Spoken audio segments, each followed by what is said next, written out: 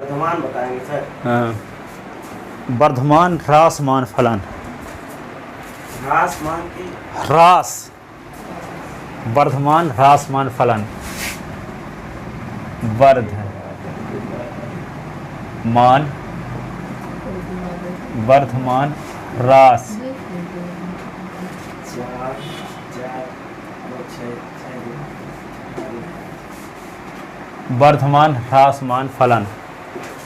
ठीक है, इसकी डिफाइन कैसे करेंगे? माना I एक खुला अंतराल है, खुला अंतराल है जिस पर फलन AF(x) डिफाइंड है, जिस पर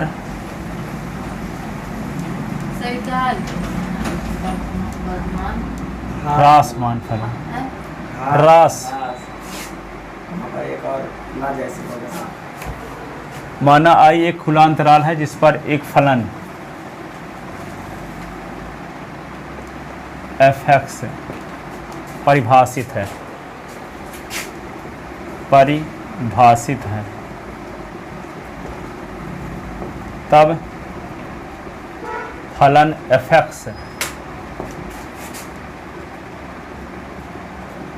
अंतराल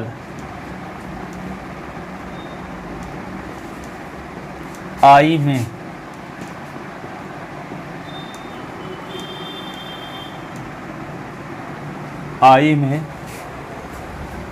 वर्धमान कहलाता है, वर्धमान कहलाता है यदि f(x) is greater than or equal 0 for all x belonging in I के प्रत्येक बिंदु पर f' का मान या तो 0 से बड़ा हो या कि 0 के बराबर हो, तब f(x) वर्धमान कहलाता है। किंतु यदि f(x) is greater than 0 for all x belonging in I, तब f(x) अंतराल I में निरंतर वर्धमान कहलाता है। निरंतर वर्धमान कहलाता है, निरंतर वर्धमान कहलाता है।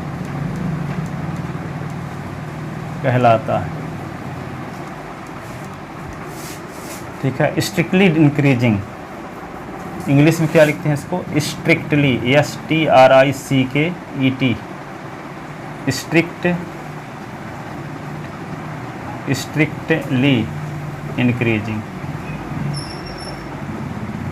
और यहाँ पे क्या होता है? सिर्फ इंक्रीजिंग और स्ट्रिक्टली निरंतर वर्धमान। ठीक है, इसी प्रकार यदि f(x)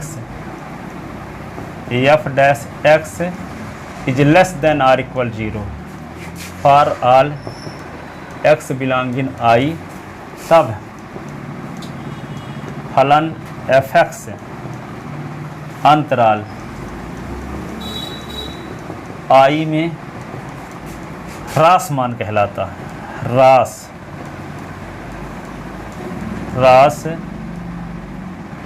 ह्रासमान फलन कहलाता है। साथ ही यदि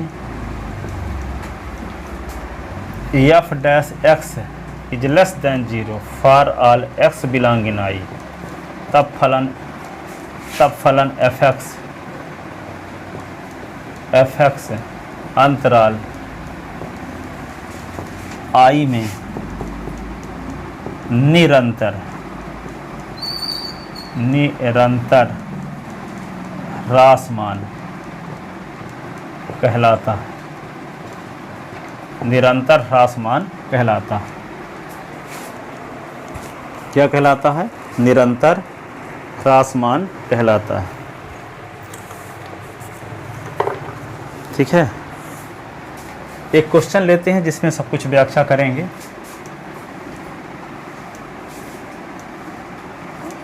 क्वेश्चन लिखते हैं, वह फलन, वह अंतराल ज्ञात कीजिए, वह अंतराल ज्ञात कीजिए जिसमें निम्नलिखित फलन, जिसमें निम्नलिखित फलन, नंबर निम्नलिखित फलन f(x) is equal to 2s cube. इस बार शामिल दिव्यांशु लोग नहीं आए टेस्ट देने, क्या सर? अभी पूरा चेक नहीं है कापी में, इस बार चेक नहीं के बाद -36x। इस बार आए थे बहुत लड़के, 30-32 लड़के आए थे। 36x + 7।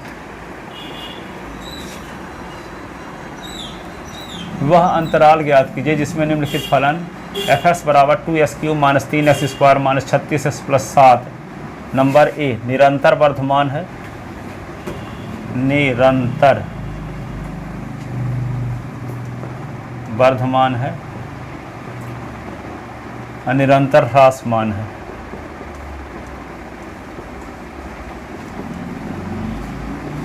ह्रासमान है। तो वह अंतराल ज्ञात कीजिए जिसमें निम्नलिखित फलन निरंतर वर्धमान है और निरंतर ह्रासमान है। स्ट्रिक्टली इंक्रीजिंग है, स्ट्रिक्टली डिक्रीजिंग है।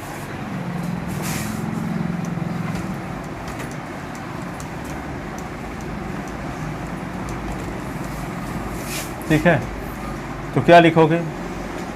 दिया है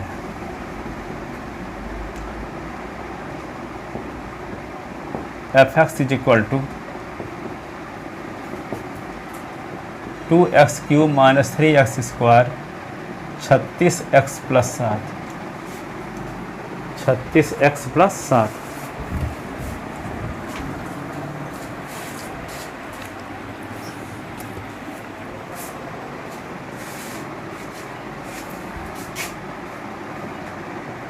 f(x) अवकलन कर दो तो 2d/dx, 2s³ d/ds, 3x² d/dx, 36x d/ds 7। तो f(x) 2d/dx s³, 3d/dx x², 36d/ds। ये तो शून्य हो जाएगा। तो f(x) तो क्या होगा? 2x³ का डिफरेंशियल 3s³ 3 - 1 ना, और ये क्या होगा? 2s² 2 - 1। ये 36s का अवकलन 1 होता। दिपेश दिख रहे हो ना, पुराना याद दिला रहे हैं। 2 × 6 x², 6x 36 ये आया ना। तो यहाँ पे क्या लिख दो? f(x) 6 कॉमन लेंगे तो x² - x - 6, यही ना। तो f(x) इसका गुणनखंड कर लो तो 6, ये क्या होगा? x², 3 दूना 6 तो -3x + 2x -6। तो f(x) इज इक्वल टू क्या होगा? 6, s कॉमन लेंगे तो s - 3 और 2 कॉमन लेंगे तो s - 3। तो f(x) इज इक्वल टू क्या होगा? 6x - 3 s + 2, s + 2। तो अंतराल के लिए f(x) को शून्य करते हैं। जैसे यहाँ उचिष्ट व निम्नष्ट के लिए क्या करते थे? dy/dx को शून्य रखते थे ना। तो यहाँ अंतराल के लिए किसको शून्य करते हैं? f(x) को शून्य करते हैं यहाँ भी। पर वहाँ सेकंड डेरिवेटिव निकालते थे, यहाँ सेकंड डेरिवेटिव नहीं निकालेंगे। फर्स्ट डेरिवेटिव की वैल्यू निकालेंगे खुले अंतराल में कि धनात्मक है कि ऋणात्मक। जिसमें धनात्मक रहेगा तो उसमें वर्धमान, जिसमें ऋणात्मक रहेगा उसमें ह्रासमान। ठीक है, यहाँ सही है, वहाँ उल्टा था। ठीक है, जब धनात्मक रहेगा तो वर्धमान बढ़ा हुआ मान, और ऋणात्मक तो ह्रासमान। वहाँ क्या था? जब निगेटिव तब उचिष्ट, निगेटिव तो उचिष्ट और निगेटिव तो उचिष्ट और पॉजिटिव रहेगा तो निम्नष्ट होता था वहाँ। पर यहाँ जब एफ डैश एस का मान धनात्मक रहेगा तो वर्धमान, और एफ डैश एस का मान ऋणात्मक जिसमें रहेगा तो वहाँ ह्रासमान। तो क्या करें, अंतराल के लिए लिखो, अंतराल के लिए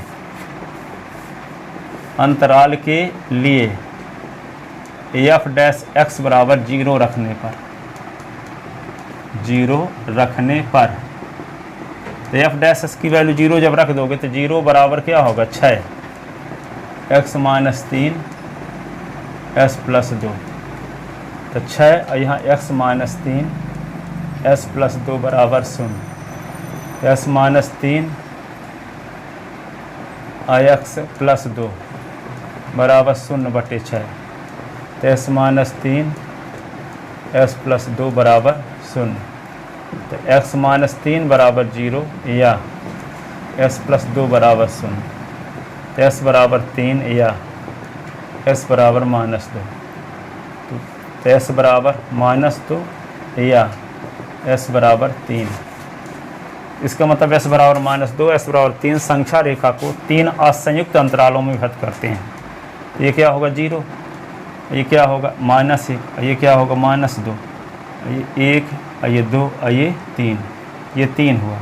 तो यहाँ पे क्या होगा -∞ से -2 अंतराल, 3 अंतराल मिल जाएंगे, -∞ से -2, फिर क्या -2 से 3 और फिर 3 से ∞, 3 से ∞, तो 3 अंतराल आ गए। अब तीनों अंतराल में चेक करना होगा कि इस अंतराल में फलन वर्धमान है कि ह्रासमान, इस अंतराल में फलन वर्धमान है कि ह्रासमान, इस अंतराल में फलन वर्धमान है कि ह्रासमान।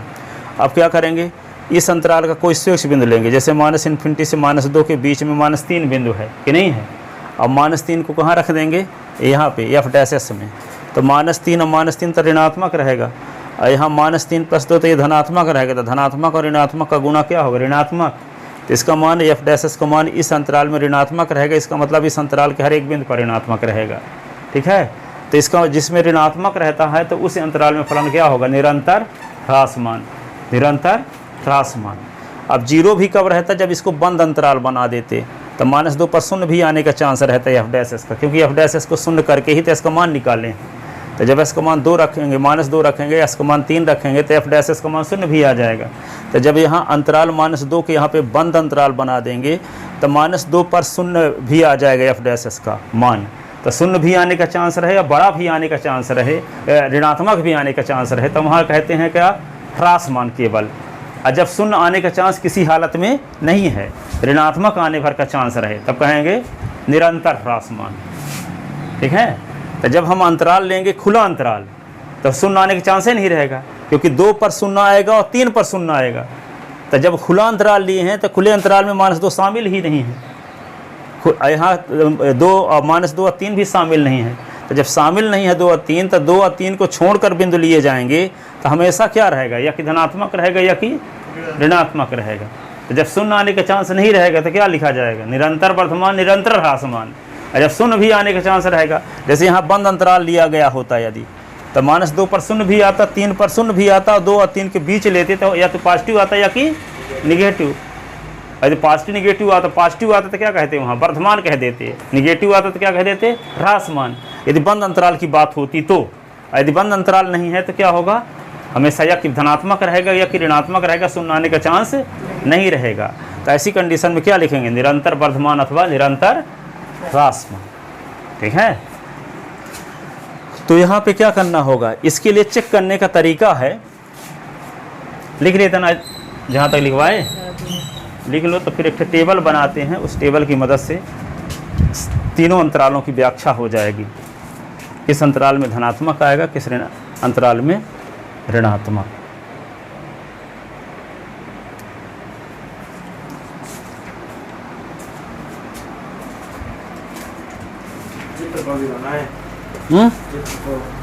कौन चित्र, वो चित्र तो इसको तो हाँ लिखना पड़ेगा, इसके बाद लिखते हैं।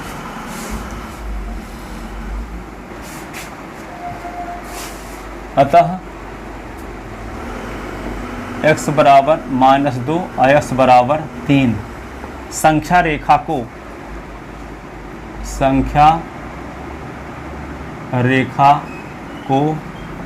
3 असंयुक्त, जैसे पिछले साल पढ़े थे असंयुक्त समुच्चय, जैसे ए बी इसके एलिमेंट हैं और बी में क्या है, सी और डी है, तो ए और बी का सर्वनिष्ठ निकालो तो कोई एलिमेंट नहीं रहेगा इसमें, एम्प्टी सेट आ गया। ठीक है, तो इन सेटों को क्या बोलते हैं, डिसजॉइंट सेट, असंयुक्त समुच्चय बोलते हैं। क्या बोलते हैं, डिसजॉइंट सेट, असंयुक्त समुच्चय। तो यहाँ पे देखो, तो जब इसके कोई एलिमेंट इसमें कंटेन ना हो तो असंयुक्त डिसजॉइंट सेट कहलाते हैं। तो s बराबर -2 s बराबर 3 संख्या रेखा को 3 असंयुक्त अंतरालों, असंयुक्त 3 असंयुक्त अंतराल कौन कौन, -∞ से -2, -2 से 3, -2 से 3 और 3 से इन्फिनिटी अंतरालों में विभक्त करते हैं, अंतरालों में विभक्त करते हैं। ठीक है, अतः s बराबर -2 s बराबर 3 संख्या रेखा को 3 असंयुक्त अंतराल कौन, -8 -2 -2 3 और 3 इन्फिनिटी में विभक्त करते हैं। ठीक है, 3 असंयुक्त अंतराल -∞ से -2 -2 से 3 3 से इन्फिनिटी में विभक्त करते हैं। ठीक है, क्यों ऐसा असंयुक्त अंतराल बोल रहे हैं, ये बताओ, इस अंतराल का ऐसा कोई पॉइंट है जिसमें स्थित हो, क्योंकि खुला अंतराल की बात हो रही है। तो ये -2 को छोड़कर यहाँ भी और यहाँ भी -2 को छोड़कर, अर्थात -2 दिख रहा है दोनों में, पर दोनों में शामिल नहीं है। -2 इस समुच्चय में भी शामिल नहीं है और -2 इस समुच्चय में भी शामिल नहीं है। तो इन दोनों समुच्चय का कोई उभयनिष्ठ एलिमेंट नहीं है, कॉमन एलिमेंट नहीं है। जब दो सेट में कोई कॉमन एलिमेंट नहीं होते तो उनको क्या बोला जाता है, असंयुक्त समुच्चय। क्या बोला जाता है, इसीलिए इनको असंयुक्त अंतराल कहेंगे। क्या कहेंगे, असंयुक्त अंतराल। अब क्या करेंगे, इसके बाद एक टेबल बनाएंगे तीनों अंतराल की व्याख्या के लिए। तो व्याख्या के लिए क्या करते हैं, टेबल कैसे बनाते हैं, पहले में लिखो, पहले कॉलम में लिखो अंतराल,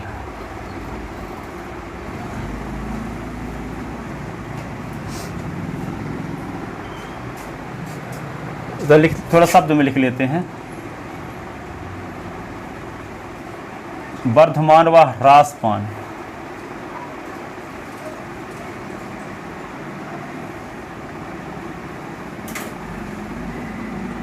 वर्धमान व ह्रासमान परीक्षण हेतु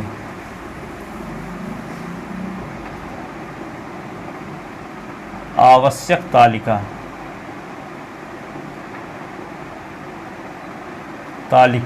निम्नानुसार बनाते हैं,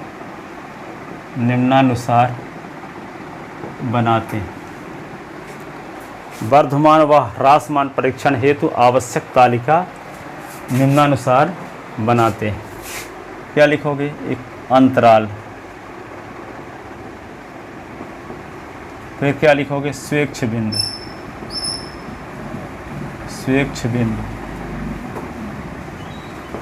फिर क्या लिखोगे, f'(x) का चिन्ह, f'(x) का चिन्ह, फिर क्या लिखोगे,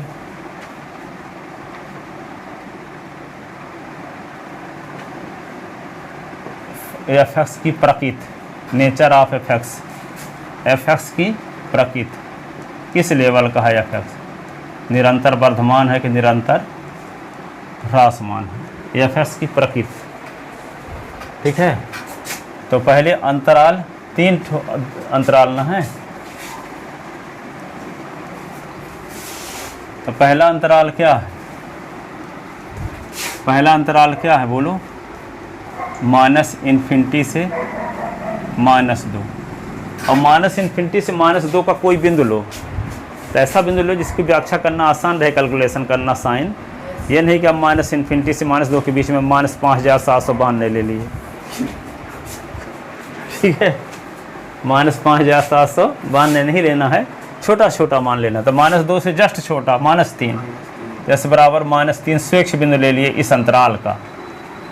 ठीक है, अब एफ डैश इसका चिन्ह देखने के लिए देखो क्या करोगे, F dash X is equal to आपके पास क्या है 6x - 3 x + 2 ना है, तो एफ डैश यहाँ पे -3 रखोगे तो 6 गुने -3 रखोगे तो -3 और -3 तो ऋणात्मक मान आएगा, और -3 और +2 तो ऋणात्मक मान आएगा कि नहीं। इसको पूरा हल करना पड़ेगा इसमें।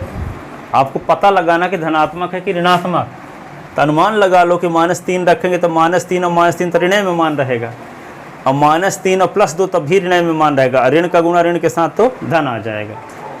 तो इसका मान क्या हुआ, पॉजिटिव मान होगा कि नहीं होगा, पॉजिटिव वैल्यू, तो निरंतर वर्धमान, क्योंकि अंतराल कौन सा लिया गया है, खुला। जब खुला अंतराल लिया गया है, यहाँ बंद अंतराल नहीं है, तो -2 तो उसमें शामिल है ही नहीं, तो -2 में शून्य आ सकता था, लेकिन -2 अंतराल में शामिल ही नहीं है, खुला अंतराल है, इसलिए एफ डैश एस का मान शून्य आने का चांस नहीं है।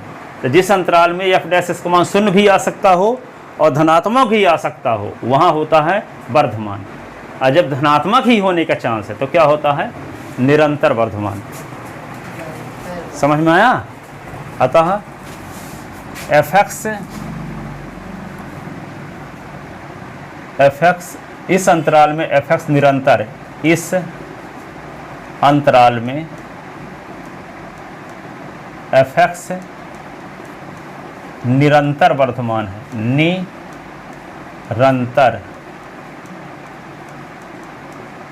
वर्धमान है। अब दूसरा अंतराल लेते हैं क्या, -2 से 3, -2 से 3, देखो ये संख्या रेखा कहाँ है, -2 यहाँ है और 3 कहाँ है ये, तो -2 से 3 के बीच में 0 बढ़िया बिंदु है कैलकुलेशन करने के लिए, आसान। ले भी आप -1 भी सकते हो, 1 भी ले सकते हो, 2 भी ले सकते हो, लेकिन 0 आसान है कैलकुलेशन करने के लिए, एफ डैश एस का चिन्ह देखने के लिए। तो स्वेच्छ बिंदु क्या ले लें यहाँ, x बराबर 0, ठीक है। तो एफ डैश 0 बराबर क्या होगा, 6 गुणे 0 - 3 तो माइनसे में रहेगा मान ना, 0 + 2 तो पॉजिटिव मान रहेगा, तो ऋणात्मक ऋण का गुणा प्लस के साथ होगा तो क्या आएगा, s के स्थान पर 0 तो 0 - 3 ये ऋण में मान रहेगा, और 0 + 2 तो धन में मान रहेगा, तो ऋण का गुणा धन के साथ तो ऋण में, तो निगेटिव वैल्यू रहेगी कि नहीं, कि नहीं रहेगी ऋणात्मक। तो इस अंतराल में एफ एक्स निरंतर ह्रासमान होगा।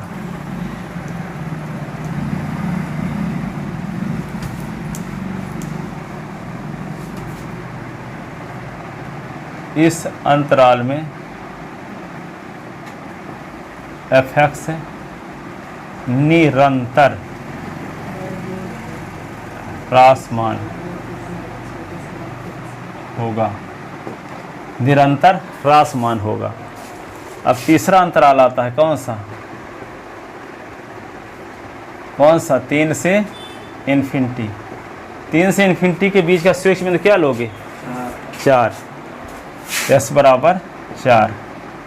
अब एफ डैश एक्स में रखो एफ डैश 4, यहाँ पास जैसे आप x बराबर 0 लिए, हाँ 2 और 3 के बीच में +2 ले लें तो क्या, 2 और 3 -2 और 3 के बीच में +2 ले लें तो कुछ भी ले लो तो वही चिन्ह रहेगा। जो चिन्ह है एक स्वेच्छ बिंदु से लिए हो, उस अंतराल का कोई भी बिंदु लोगे तो जो बिंदु आप लोगे उसी जो एक बिंदु पर आएगा वही हर एक बिंदु पर आएगा। तो ऐसा लेते हैं कि इससे आसान रहे सॉल्व करने पर, वही बिंदु लेते हैं। अब एक बिंदु पर जो चिन्ह, जैसे मान लो इस अंतराल का एक बिंदु क्या लिए हम, 0 ना, तो इस अंतराल में कौन बिंदु है, एक ही, 0 के अलावा एक भी तो है, 2 भी तो है, तो 1 और 2 रखोगे तब भी वही ऋणय आएगा। 1 भी है, 2 भी है, -1 भी है, हाँ जितने बिंदु हैं उसके बीच के पॉइंट में भी लोगे तब भी वही आएगा, चिन्ह में कोई फर्क नहीं पड़ेगा, हमेशा ऋणात्मक बना रहेगा चाहे जो बिंदु लोगे, एक ही लेवल का रहेगा, या कि धनात्मक या कि ऋणात्मक, 50-50 कभी नहीं होगा। तो F dash X is equal to क्या लिखोगे आप, 4 जब रख दोगे तो 4 से 3 निकलेगा तो धनात्मक मानना रहेगा। 4 से 3 निकलेगा तो 1 आएगा। 1 धनात्मक है कि ऋणात्मक है? अब 4 और 2 जोड़ो तो 6 धनात्मक है। धन का गुणा धन के साथ तो कभी ऋणात्मक होगा? धनात्मक ही ना रहेगा। धन का गुणा धन के साथ है। तो इस अंतराल में fx है, इस अंतराल में fx निरंतर वर्धमान है।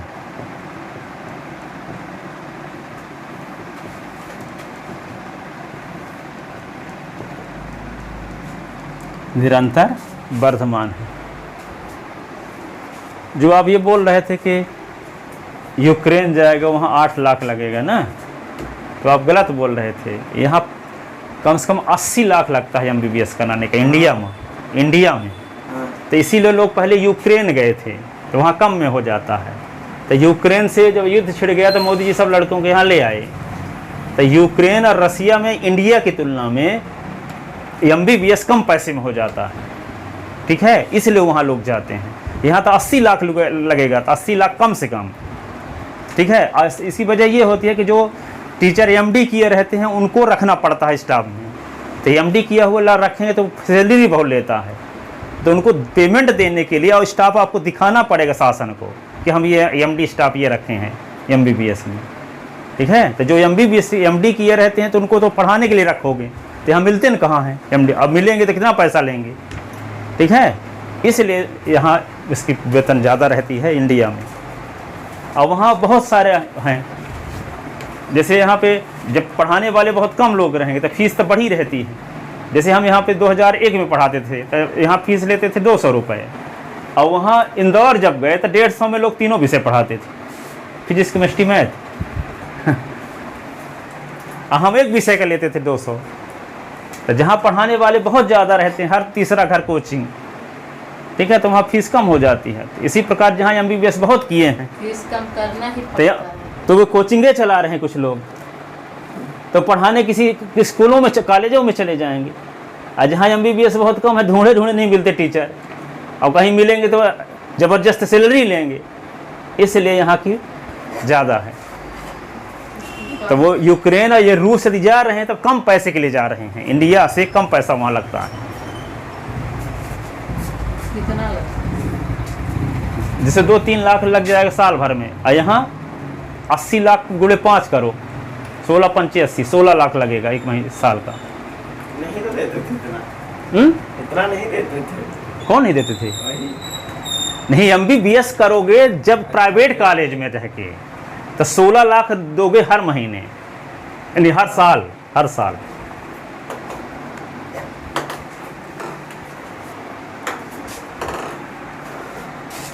अब 80 लाख लगा के MBBS कंप्लीट होगा, डॉक्टर नहीं बन जाओगे। फिर आप कंपटीशन क्वालिफाइड करोगे तब डॉक्टर बनोगे। जैसे यहाँ पे ग्रेजुएशन की डिग्री BSc की मिल जाएगी, थोड़ी कि BSc मिलने के बाद आप टीचर बन जाओगे। यहाँ इस तरह पैसे मिल रहा था।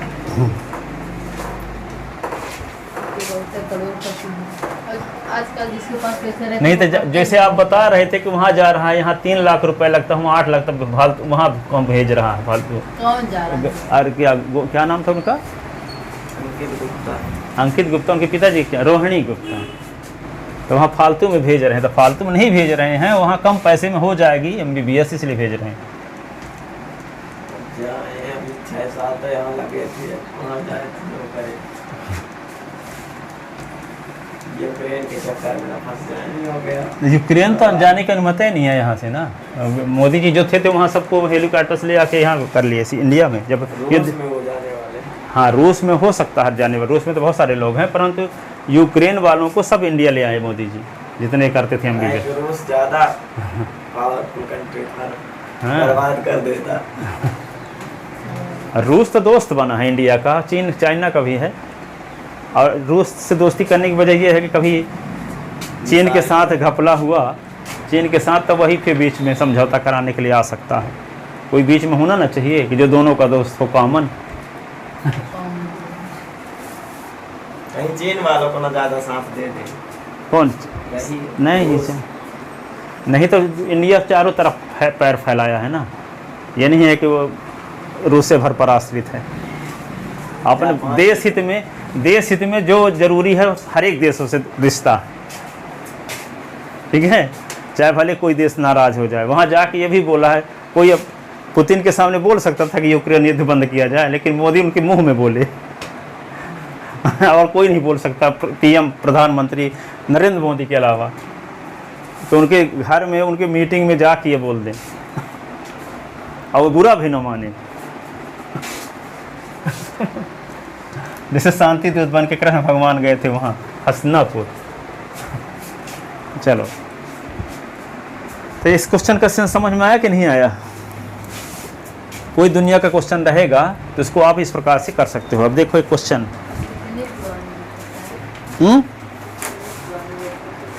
जब हम लोग पढ़ते थे तब की है।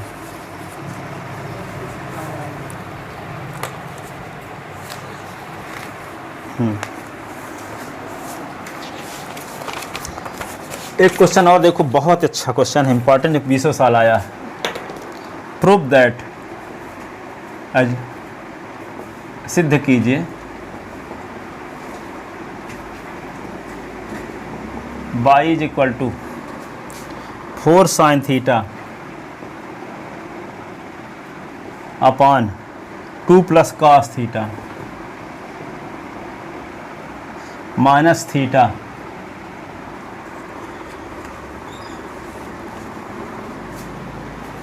Plus cos theta cos theta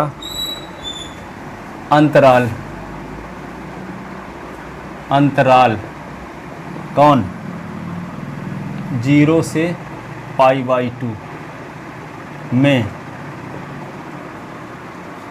Varthaman फलन है, वर्धमान फलन है। निगम सर क्वार्टरली में हमेशा इसको देते हैं, क्वार्टरली हाफ ईयरली में। निगम सर यहाँ एक्सीलेंस वाले। तो सिद्ध कीजिए y बराबर 4 sin theta upon 2 cos theta minus theta अंतराल 0 से पाई में वर्धमान फलन है। एनसीईआरटी क्वेश्चन भी है, कई साल आ चुका है, ठीक है। वो थोड़ी पेपर बनाते होंगे। क्वार्टरली हाफ ईयरली का पहले कुछ समय आता था, अभी 2-3 साल से, जब कोरोना के बाद तब बोर्ड बनाता था। कोरोना के पहले स्कूल वाले बनाते थे क्वार्टरली हाफ ईयरली रिपोर्ट का। कठिन दे देते रहे। हाँ, और ताकि हमारे लिए ट्यूशन भी पढ़ाते थे, तो वो अपने स्कूल के बच्चों को सब क्वेश्चन बता देते थे और आईआईटी लेवल को पेपर बनाते थे ताकि दूसरे बच्चों से जब ना बने तो वैसे भी आएंगे मुड़िया के हमारे यहाँ पढ़ने। ये भी करना तो यहाँ पे y is equal to 4 sin theta upon 2 cos theta minus theta. तो क्या करना पड़ेगा, एक बार थीटा के सापेक्ष अवकलन, ठीक है, जहाँ चर का काम s का इस स्थान पे थीटा कर रहा है। तो देखो dy अपॉन डी थीटा निकालो, तो 4d अपॉन डी थीटा लिखो और क्या लिखोगे 4 sin theta upon 2 plus cos theta और d upon D theta theta. तब इसका दो फलनों के भागफल का अवकलन का सूत्र लगाओ, हर गुणे अंश का अवकलन माइनस अंश गुणे हर का अवकलन बटे हर का वर्ग। तो क्या लिखोगे 2 plus cos theta d upon D theta 4 sin theta minus 4 sin theta और d upon D theta 2 plus cos theta upon her का वर्ग। तो 2 प्लस cos थीटा का होल स्क्वायर, और ये क्या होगा, थीटा का अवकलन होगा 1, तो D by upon D theta, तो 2 प्लस cos थीटा, और ये क्या होगा 4 sin थीटा का अवकलन 4 cos थीटा और 4 sin थीटा, 2 का अवकलन 0, cos थीटा का अवकलन माइनस sin थीटा अपॉन क्या लिख दोगे 2 प्लस cos थीटा का होल स्क्वायर, और ये माइनस 1, ठीक है। तो D by upon D theta 4 cos theta के अंदर मल्टीप्लाई कर दो, तो 4 2 जा 8 cos थीटा और 4 cos स्क्वायर थीटा, और ये क्या होगा माइनस sin थीटा, ये minus plus 4 sin square theta upon क्या होगा 2 और प्लस cos थीटा का होल स्क्वायर और -1 क्या लिखेंगे फिर dy/d थीटा। अब देखो 8 cos थीटा लिख लो और ये 4 कॉमन ले लो तो cos square theta plus sine square theta और इसका मान 1 होता है और ये 2 + cos थीटा का होल स्क्वायर और ये क्या होगा -1 तो dy/d थीटा तो 8 cos थीटा ये 4 × 1 होगा ना अपान क्या होगा 2 + cos थीटा का होल स्क्वायर 2 + cos थीटा का होल स्क्वायर -1। अब इसके नीचे 1 लिखो एलसीएम लो 1 लिखो और एलसीएम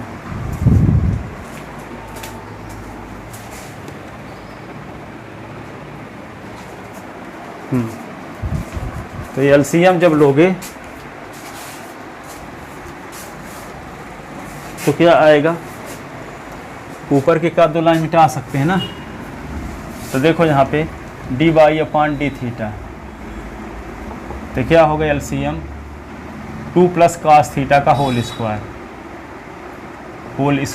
और ये क्या लिख दोगे 8 cos थीटा +4 और यहाँ क्या होगा -2 + cos थीटा का होल स्क्वायर ऐसे। अब इसको क्या लिख सकते हैं dy/d थीटा 8 cos थीटा और +4 और ये क्या होगा a - b के होल स्क्वायर का फार्मूला तो 2 का स्क्वायर प्लस 2 × cos थीटा और ये क्या होगा cos square theta upon 2 + cos theta का होल स्क्वायर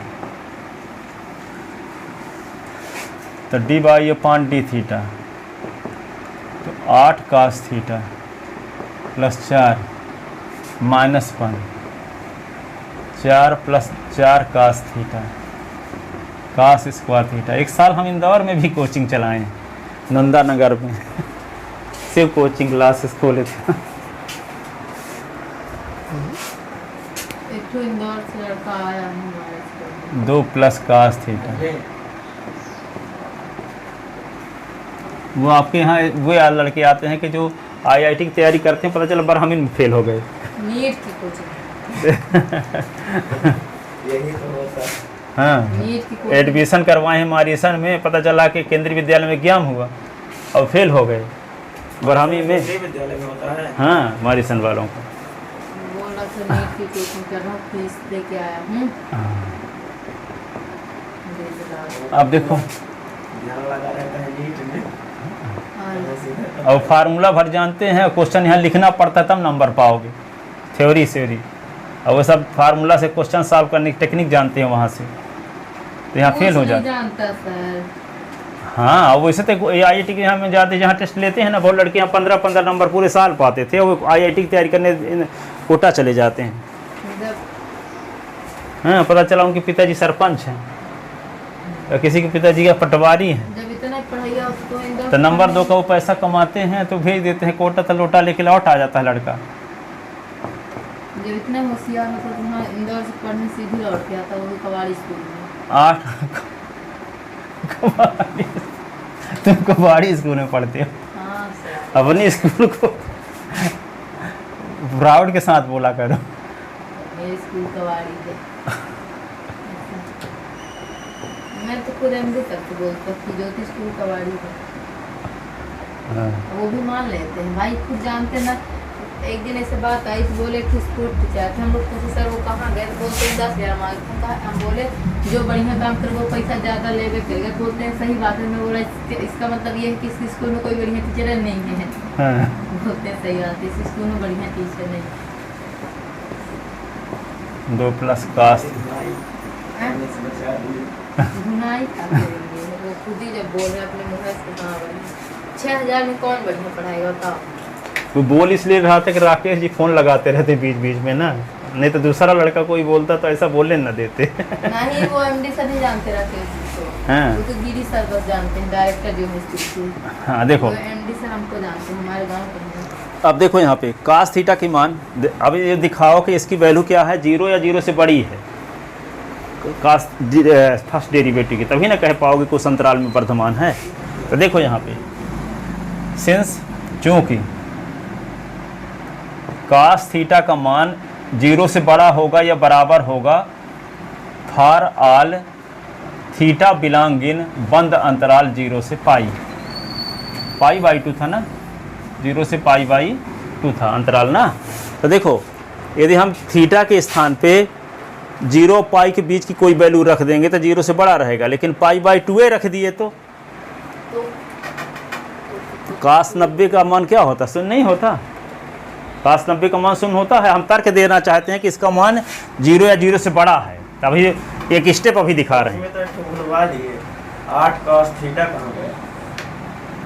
8 कास थीटा से 4 कास थीटा घट गया तो 4 कास थीटा बचा। हाँ, अब देखो ये जानते हो कि कास थीटा का महत्तम मान क्या होता है? 1, और निम्नतम मान -1। कास थीटा का रेंज होता, पिछले साल पढ़े थे, -1 और 1 बंद अंतराल। तो कास थीटा का और साइन थीटा का सबसे छोटा मान -1 होता है और सबसे बड़ा मान 1 है। तो कास थीटा का सबसे बड़ा मान भी रख दोगे, 1 है, तो 4 से 1 निकालोगे तो क्या रहेगा?